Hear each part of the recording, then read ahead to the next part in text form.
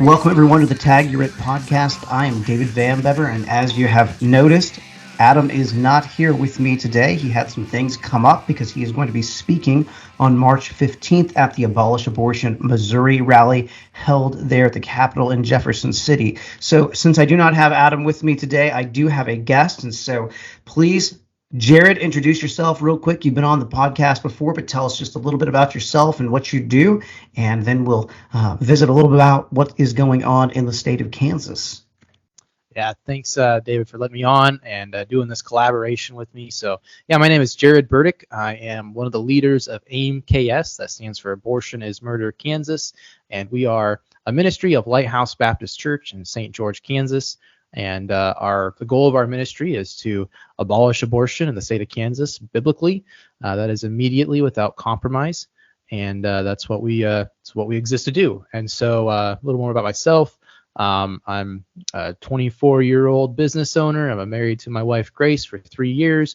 We have a 14-month-old baby girl, and we have another kid on the way. It's coming in July, and so. Lots of things going on in my life that are pretty exciting right now. But we're here to talk today about abolishing abortion in Kansas. And this is one of our collaboration launch episodes for our up-and-coming podcast, the Bleeding Kansas Podcast. Excellent. So real quick, one of the things that I think is neat is, of course, St. George is fairly close to where I was originally from in Riley, Kansas, Manhattan, Kansas area. So was in Westmoreland, which is right around your area quite a bit, Fostoria, Kansas. So while I am a little ways away, I know that area quite well, and I kind of wish I could go back there and be a little bit closer to you. I love being in Lynn Valley. That is not a thing there, but that 2.5 hours is a little bit of a trip. So with that said, this time we are visiting with you. You are in a different place. You're in a different location. You have an incredible background. So tell me a little bit about what you have going on there with AIM Kansas. Tell me first of all about the launch of your podcast and what that's going to look like. Yeah, no, that's awesome. So we are here in our podcast studio. This is a studio that we just built here at Lighthouse Baptist Church. And so we have a lot of space in this building. Our church building is actually an old high school. And so if anyone is ever here in the area, there's a lot of different reasons you might end up in our church building. We, of course, have our church, but then about 2/3 of the facilities are used for what's called the Beacon Center mission.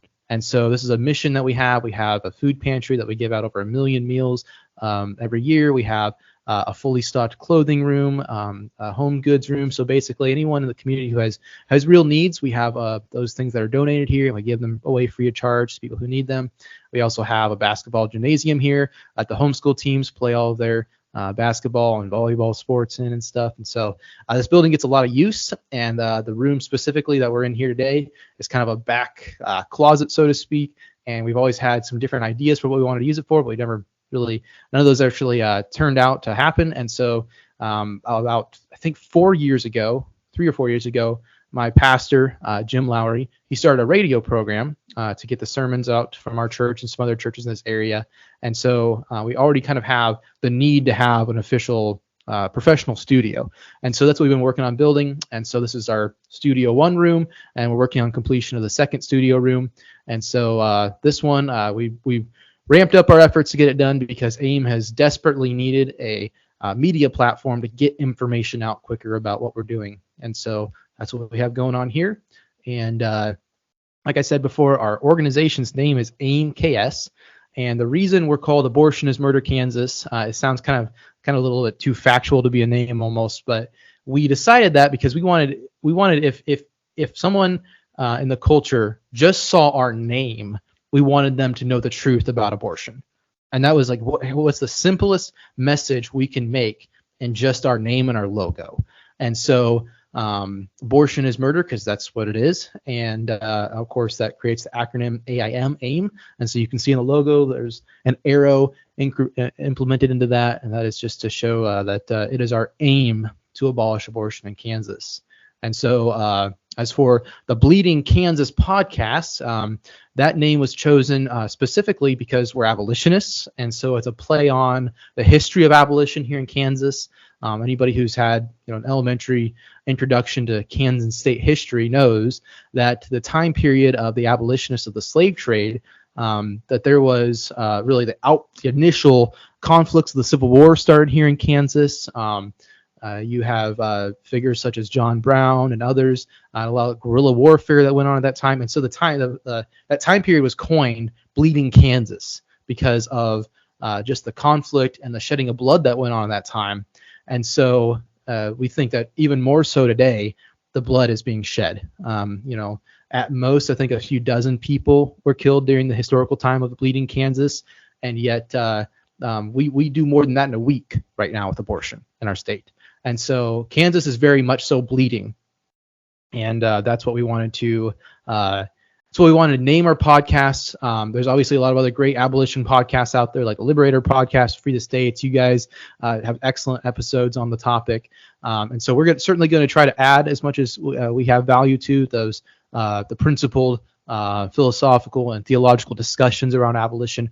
But we really want to paint the story. We want to tell the story of abolition in Kansas, right? Because, as you read scripture, there's so many different tools used to employ to tell God's will, and so to tell the narrative. And so we don't want to just say the truth. We want to actually say that there's a story to this. God doesn't just look down and see babies being murdered and tally them up. His heart breaks over this. And Amen. so Kansas is bleeding. And so it's a little bit more of a dramatic name, but that's our intention. Is we want everyone to understand that we need to have the will of the mind of God concerning abortion. If every Christian, one of my most often prayers that I pray concerning abortion is that God just show me what you see, because if I really truly saw what He saw, my heart would be so broke about this. I couldn't do anything else but to try to serve faithfully in this fight. And so we want to have the mind of God. And as you read scripture about child sacrifice, that type of language is used to describe child sacrifice. You look at Isaiah 1 and the theme of blood guilt and your blood covered hands, like that's all throughout scripture when God looks at child sacrifice. And so we want to cover the whole counsel of God concerning abortion and abolition, but we want to I guess I'm saying is like the unique thing that I'm trying to do with this podcast. I'm trying to paint the story of abolition in Kansas. Well, I love that very much. I think that it's really interesting. I've lived in Kansas now for just a little bit over a year, and I was familiar, first of all, with Kevin Myers, and I don't even remember exactly how I connected with him, but I was familiar with him in coming over to Missouri and speaking at the state capitol. That's how I first engaged him the very first time. Did not know at all that he was going very faithfully to the abortion mills there in Kansas, or that he was even from Kansas until a little bit later. And so tell me just a little bit about the history of AIM as a whole, because that's something that I really don't know. Like, when did you all start? I know a little bit about Abolish Abortion Missouri and how that started, but now I live in Kansas. I've come over, I've jumped the border, and so I'm about 4 miles away from the border of Missouri, but I'm definitely a Kansan, and I wanted to come back to Kansas specifically to pastor. So tell me a little bit, because about a year ago was when I first sat down with you in Valley and had you on the program the first time. You guys were so kind to drive up here to meet with me that time. But tell me some about how AIM Kansas got started. Was that from your church? I mean, how did you all get going on this? Yeah, that's a great question. So here's the history. Even before me, you mentioned Kevin Myers, and he's I guess I would consider the father of abolition in Kansas. He's kind of the founding father here. And so he actually started preaching at the mills down in Florida, and he's got some really amazing stories of preaching there. But then he moved back to Kansas City. I don't remember when. I want to say it was like 2010, 2011. It seems like he's had a presence here for about a decade now. And so he started obviously preaching at the mills in Kansas City. And so he was... there's been a few others that have kind of joined him from time to time, but as far as like leader figures, Kevin is kind of the founder in that. And so fast forward to us and kind of how I got involved in this. In 2019, beginning of 2019, I'm a Reformed Baptist. I go to a Reformed Baptist church, and so I'm also a debate coach. So one of the theologians I love to listen to the most is James White. And you listen to James White enough, you're going to find Jeff Durbin. And I really appreciated his evangelism videos and learned a lot from those. And then I started seeing him videos of Jeff Durbin and others at Apologia Church going to the abortion clinics. And that just struck me, and I went, really, like, why aren't we doing that? Like, that makes a lot of sense that we should treat abortion clinics like mission fields. Why aren't we doing that? And so I got hooked up with End Abortion Now, and they have a church network, so you can apply for your church to be a partner, and they send you a couple signs and some tracts and stuff to go out, and they call your pastor and verify that you're not some crazy lone wolf, and then they send you up their network, and they have an app called the Mighty Networks app that they have a network on. And then I figured out that there were some other guys in Kansas City, so I had not met Kevin or knew of Kevin yet. But Clifton Boji was one of the other ones that was going there, and he also was on that Apologia or End Abortion Now app.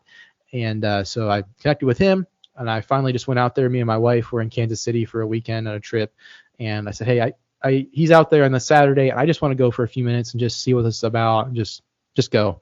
And I went out, and it wasn't necessarily a very dramatic day, but there was just one thing that really just stuck in my mind as we were standing there, and Clifton's preaching the gospel. And I'm just kind of standing there with my wife, and we were only there for like 30 minutes, but there was a family that was there in a pretty beat up vehicle.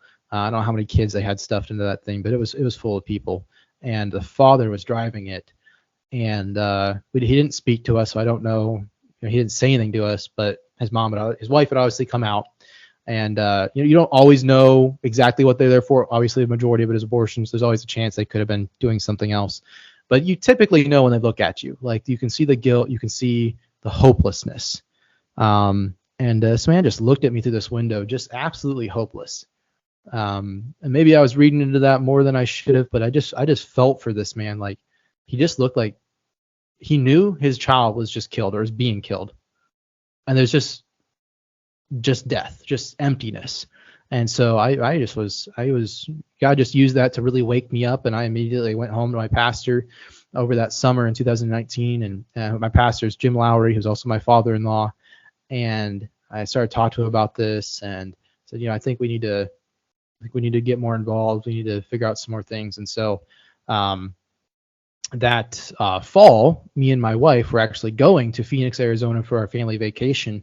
And so we went and we visited Apologia Church on a Sunday, and it was crazy busy. That was right in the middle of COVID, and all the other churches were shut down. They were open, and there was like 600 people there, or 300 people there that day. It was packed, and so it was so packed. I didn't get to talk to any of the elders, but I just started asking people, hey, who does End Abortion out here? Who goes to the abortion clinics? I just want to meet some of you guys. And they had a chili cook-off right after there, so they said, hey, come to the chili cook-off and we'll talk. And there was a man there named Dusty Marshall, and Dusty had been involved in their abortion sidewalk ministry for a while, and he had a great testimony about one of his oldest daughter who had severe birth defects in the womb, and was, doctors were constantly recommending them to abort, and they wouldn't do it, and now their child is she shouldn't have, wasn't supposed to live, and now she's walking and alive, and just great. And so his testimony just really inspired me. And at that time, I was like, okay, so I know Kevin and Clifton are kind of doing some things in Kansas City, and we had like maybe one or two people in Wichita that were kind of active in the mills, but like we have nothing as far as like organizations that are getting organized, like ministries that are getting serious about this and getting organized. We also had an abolition bill that we were working on at that time. It never had true abolition language. There was always something wrong with it. We'll talk about that more in a little bit.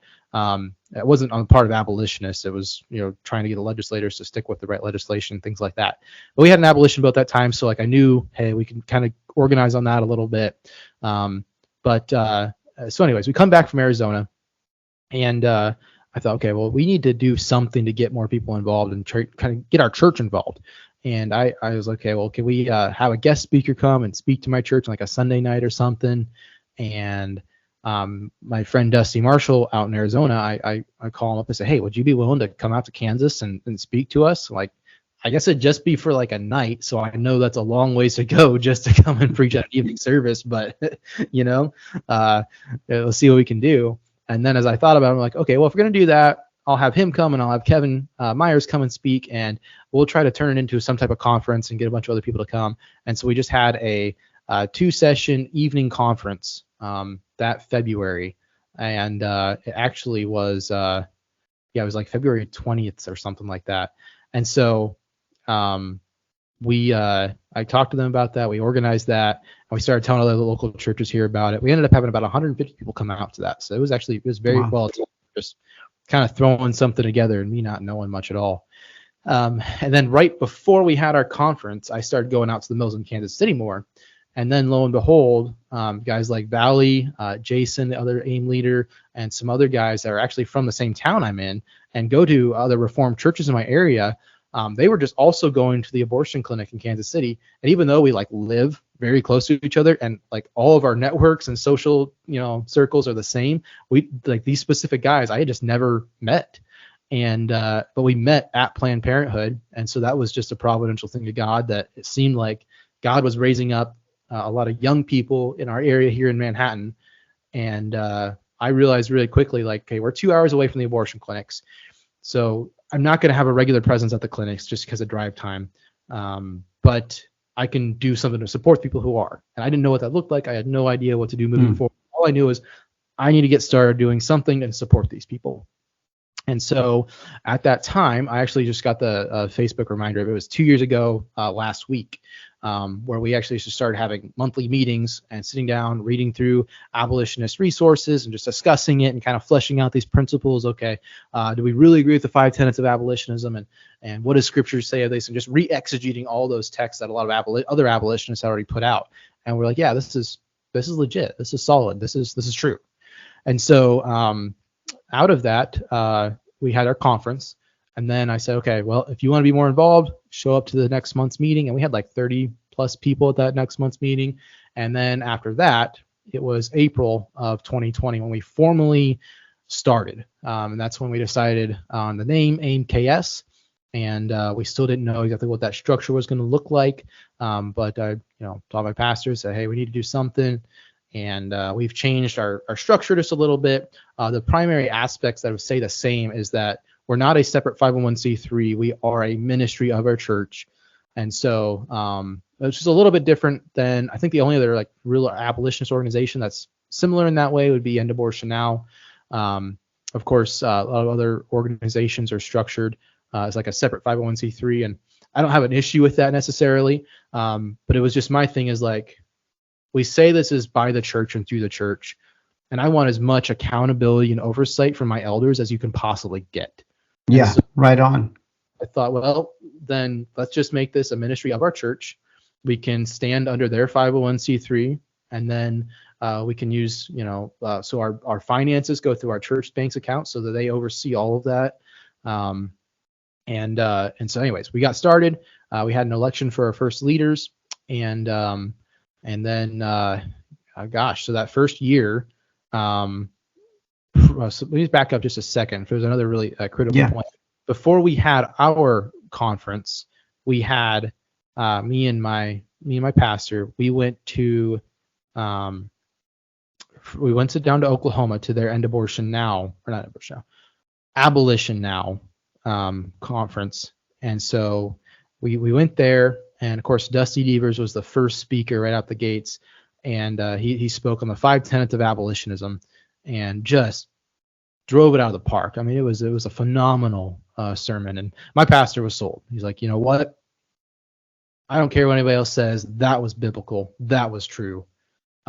This is something we're going to get behind. And so, literally on our way back, he's calling every pastor he knows to say, hey, you got to come to our little mini conference. It was awesome.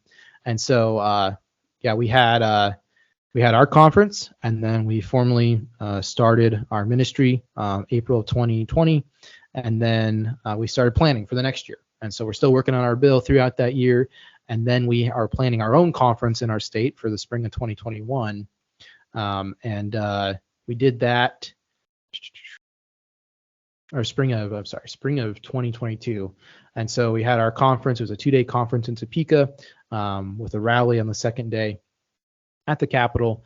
And it was huge. We had a lot of great speakers come up from places like Oklahoma, and that really helped solidify us as an organization.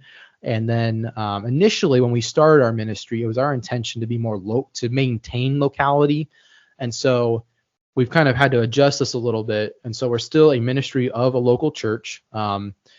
But we've realized that for whatever reason, God is giving us the resources to try to organize the other churches and help.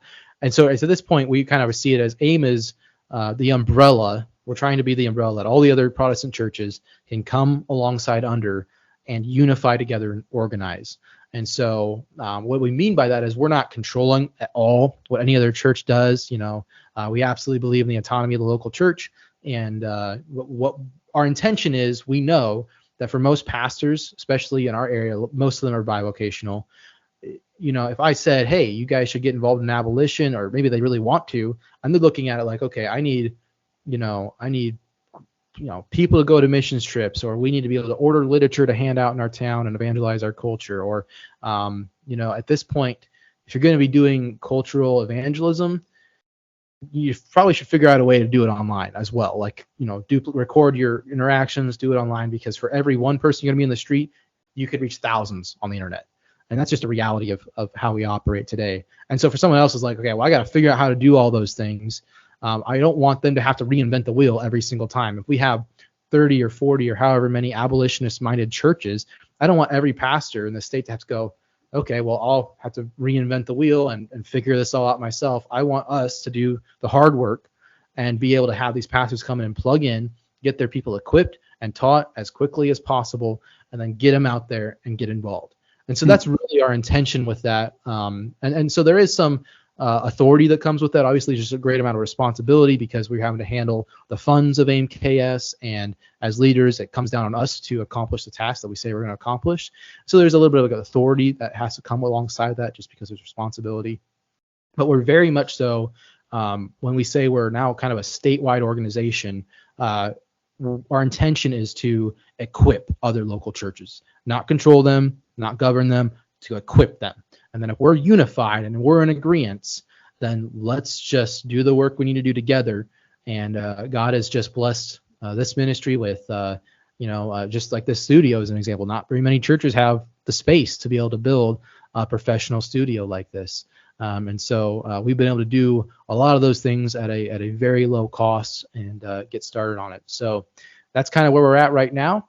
And that's outstanding. There was a lot of things that I did not know in that progression, and I thought it was very interesting because it did seem by God's providence that I was able to be connected with you all, and I'm so grateful for the work that you're doing and your heart for equipping other churches. I think that is slightly different than the way that I've seen it carried out in other places. I think it's a great model. I love that very much. So help me out a little bit here. You have another rally coming up here. Let's touch base on that first. Tell me a little bit about the rally and the date for that in Kansas, because I want to make sure that individuals hear that so that they can go carpool with other people to attend it. Yeah, so this year's rally at the Capitol is going to be March 29th. We're going to be, you should be there no later than 10 a.m. on the South Capitol steps. And so we'll have, if you want to show up earlier and help set up, we can always use more volunteers.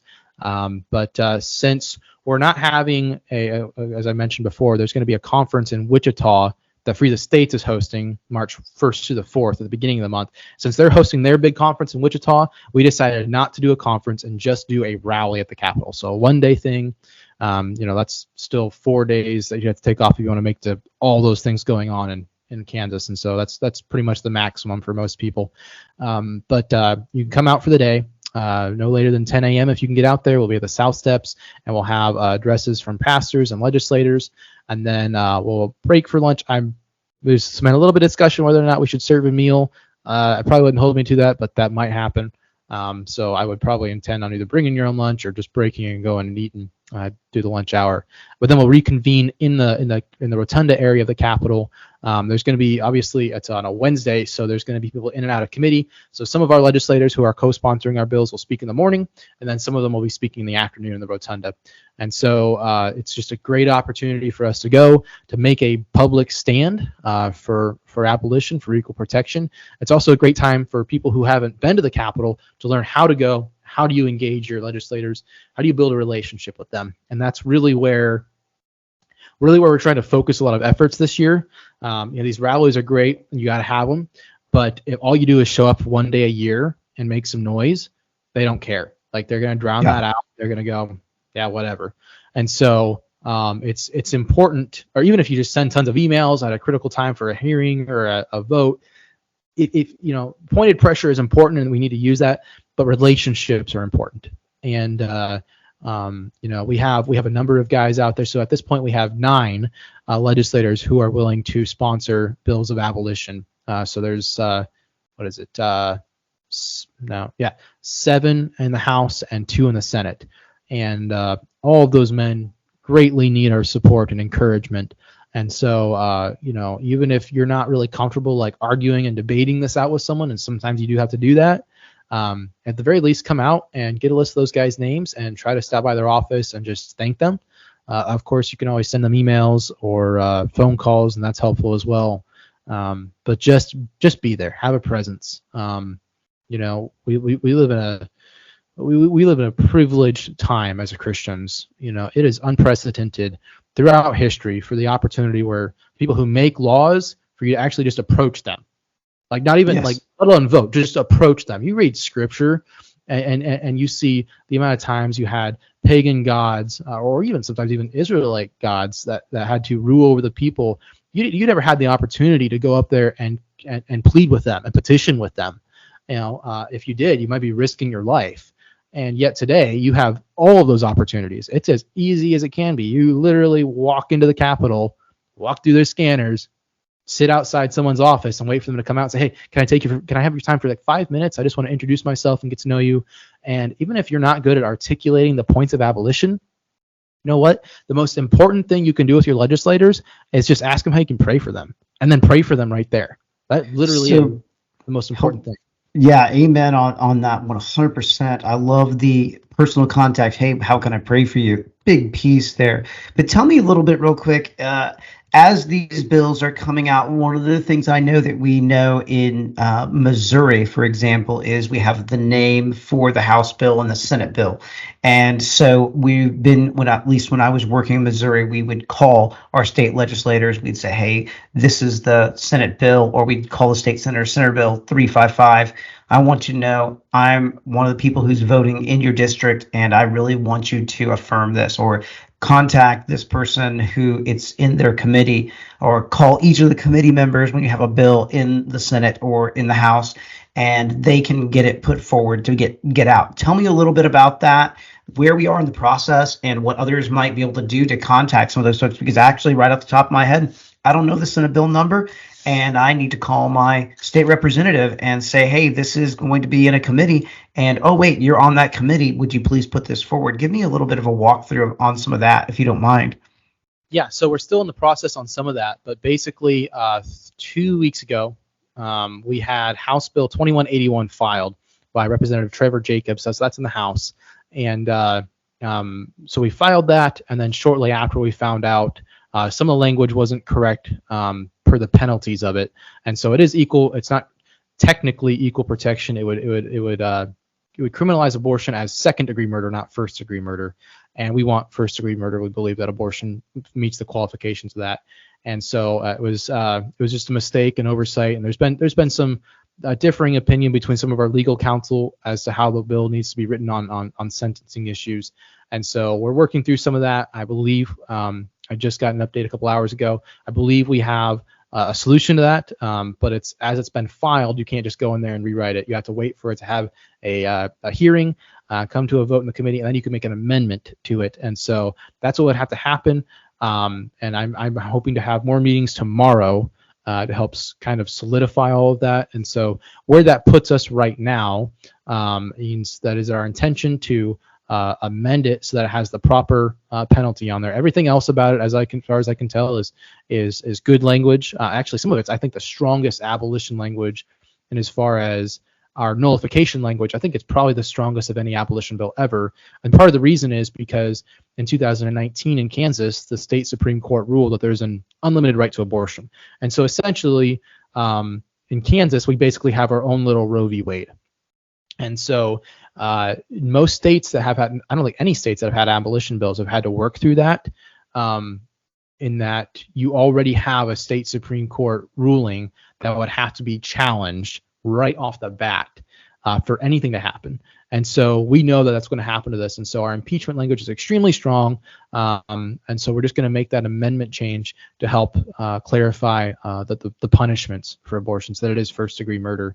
Obviously, the thing to keep in mind is you could say the maximum penalty is the harshest or the highest penalty you could have in the system, and yet your prosecutors could still decide, take a plea bargain or whatever, and someone who commits first-degree murder could get off with like 10 years in prison. I mean, it's that's just our justice system. So our justice system still needs a large amount of reform, but that's kind of a separate issue. You can only tackle so much on one bill. So anyway, so that's the update on HB 2181. That is the bill that we're supporting and going to be moving forward, working towards making the amendment to have those proper. And so that's still in committee, or it's been filed, so it's in committee, but it needs to be modified or it needs to be amended. Is that correct? Correct. So it is in the Health and Human Services Committee, and so it's been in there for a week and a half, 2 weeks now.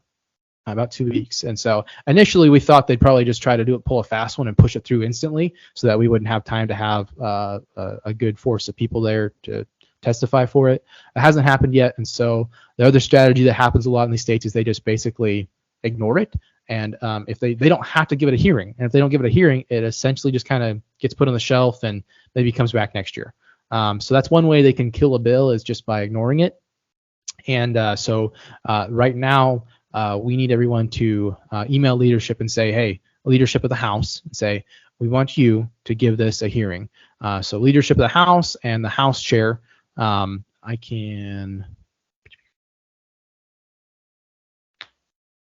can talk about this a second, then I can pull up. Yeah, so real quick, the big thing is, and I'm just saying this also for myself, but I think it's an important thing. Right now, there is an abolition bill that is in committee. It's been filed by Mr. Jacobs, Senator Jacobs, right? Or is it Congressman Jacobs?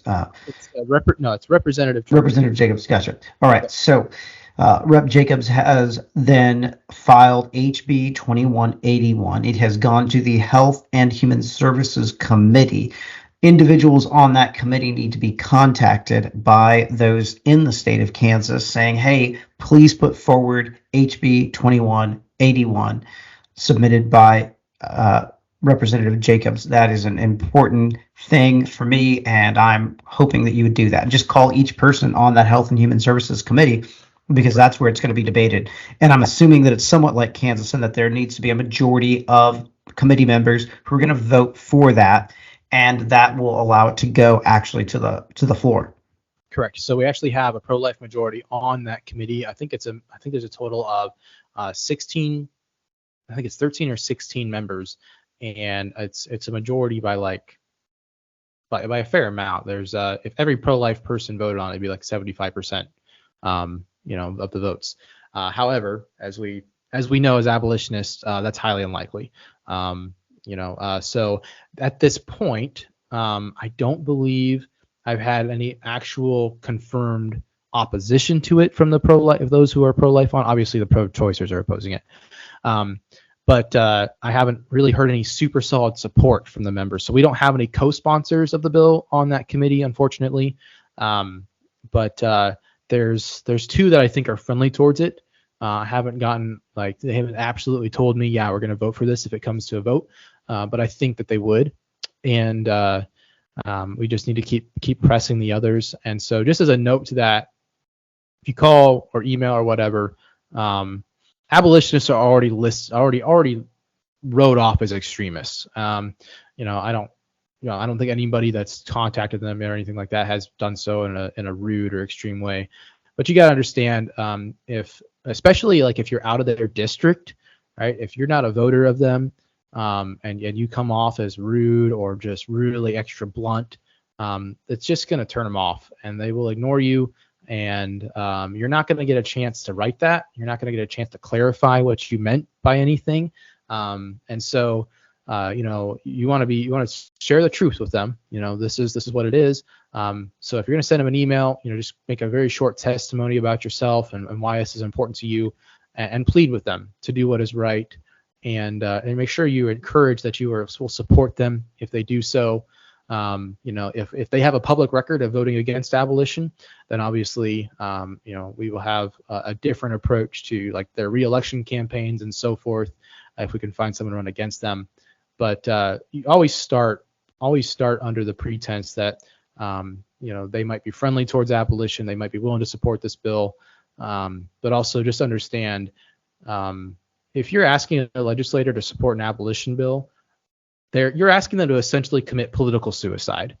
Now, God will work through them and strengthen them if they're going to be faithful. I'm not at all worried about whether or not they can continue to serve in office if they do what's right. I know God will keep them there if He wants them there, but you are asking them to commit political suicide, and so just keep that in mind. To ask something of that of someone without having a relationship with them, how would you feel? Mm-hmm. Put yourself in their shoes, be kind and gentle with them. And, at the end of the day, I want their vote. I want their vote to pass these bills of abolition. I want the bloodshed to stop. And so I'm going to be honest with them. And they usually do appreciate that, even if you are kind of firm, but just be understanding. Yeah, I'm just looking up the individuals on the Health and Human Services, and you said that's HB 2181. And I got 2181. There it is. Prohibiting abortion procedures and creating crimes of unlawful performance of abortion. There it is. Excellent. Well, outstanding stuff there. I'm glad that you gave that to me, and I will definitely reach out to those individuals on that committee and try to follow that advice to the best of my ability. Well, those are some incredible things for us to be doing. Also, attending that rally. If you wouldn't mind, be sure to send me maybe some type of an image that you have so that we can promote that up until that date. We would love to do that, and also just try to invite some folks from my church on that. And I think that would be very important. So the podcast is starting when? Tell me a little bit about the beginning of the podcast and what you're hoping to do there over the next few weeks as it launches. Yeah, so I'm hoping we can have our first actual regular episode out maybe by the end of this week, if not for sure by the end of next week. As of now, I just have some other smaller videos that I need to get out to our sponsoring churches and kind of keep them updated on things. And then obviously doing a collab with you. I did a collaboration with James Silverman from Free the States this morning, and so I need to get those videos out to kind of promote some of the specific events we have going on. So what kind of viewers can expect to listening into our episodes. We're probably going to have a bi-weekly episode. I don't know that I'll have time to do one weekly. Eventually, I'd like to. What we might do is have a weekly kind of like newsletter update in podcast form. We'll see if that's something that is useful for people or not, but that might be something we do. It'd be like 5 or 10 minutes and just here's abolition news in Kansas. But as we get into our regular episodes, our first one is just going to be titled "Abortion is Murder and Kansas is Bleeding," and just kind of go through the history of abortion here in our state and the introduction of abolition in the past few years, and some of the tenets and principles of that. And so that'll be probably a fairly long episode, but we want to kind of cover all the basics as well as we can. And then one thing that eventually I want to do is kind of have a secondary series called Pastors of Abolition. And so I would like to get as many pastors in studio as I can to kind of have guests on and have a chance to hear your testimony and how you came to abolition and how you can encourage other pastors to lead their churches in abolition. And so that's another thing that's going to be unique to our show that I eventually am going to get rolling. I think it'll probably take a couple months before we have that first episodes of that one off. But we're going to cover all the principled issues of abolition that need to be covered. But there's obviously a lot of other podcasts out there and people who are covering some of those things. So we don't want to reinvent the wheel. We want to have useful content for everyone. But there's going to be, hopefully there'll be a lot to get out of it. And in doing so, the podcast is just one. It's probably going to be the most the most often production we put out. But we really are putting some serious resources towards this and time towards this, primarily for the production studio. We really want to be able to put out professional, high-quality content. So the podcast is more just informative. We really want to eventually be able to do documentaries, and we'll probably start a TikTok account soon, because that's where a lot of our younger people are at, and we want to reach them with the gospel. We want to reach them with the message of abolition. So there'll be just a lot more shorter videos out on social media and stuff, evangelism training. Again, it's not like we have anything to add that other great preachers haven't done already, but we believe it's important for us, especially in our just our local area, to help lead the way and show people how do you engage this culture. And so specific to us, like, we're just 10 minutes outside of Manhattan. Manhattan is home of Kansas State University. And so we already, myself and some of other friends, me not so much, but some of my friends are there pretty regularly doing evangelism on campus. And so we want to do that and capture as much videos of that and content for that, and try to get that out and just encourage more people to go and be a part of it. And that's a lot. I have no idea how far that's going to go. We're just kind of getting started, and it's been we started work on the studio 2.5 years ago, and so it's been a long time coming, and we still have a long ways to go in the construction of it to finish everything out. But hopefully very soon we'll be really ready to operate and produce content, high quality content, very quickly, and it's obviously much needed. So real quick before we kind of wrap up, I want to hit on two more things and just remind everyone, HB 2181, that's in the House and Health and Human Services Committee. Call those committee members. And then likewise, March the 29th, there's going to be an abortion rally. Be there at the state capitol at 10 a.m. and they'll be able to see where you are and where others are. It starts at 10 a.m., so you want to be there a little bit before 10 a.m. is what I'm assuming. Okay, well, excellent. Jerad, thank you so much. Thanks for your help also in connecting with other people. I haven't really said anything about the connections that we've made with some college students, but appreciate that quite a bit. And likewise, I look forward to, I'm going to try to see you on the 26th of February, if I remember right, and I might need to get those times again for that from you one more time. But with that said, I think we've covered a lot of ground. I'm really grateful for the opportunity to get to meet with you. Look forward to promoting your stuff to the best of my ability, and need to get some more books from you to have here available to folks in my church, because that's great stuff. And that's one thing that I love, is you've got that stuff and you're putting it in the hands of pastors. I've seen you put it in the hands of presidents of seminaries. So good work with that. Presidents of the SBC. We'll have to maybe we'll do an episode on that again sometime. But. Yeah, well, thank you again so much for that. Well, this is the T.A.G podcast, and I'm David Van Beber, and my guest here today was Jerad Burdick. And I always end the program by saying Soli Deo Gloria, so I'll do Adam's part today. Soli Deo Gloria.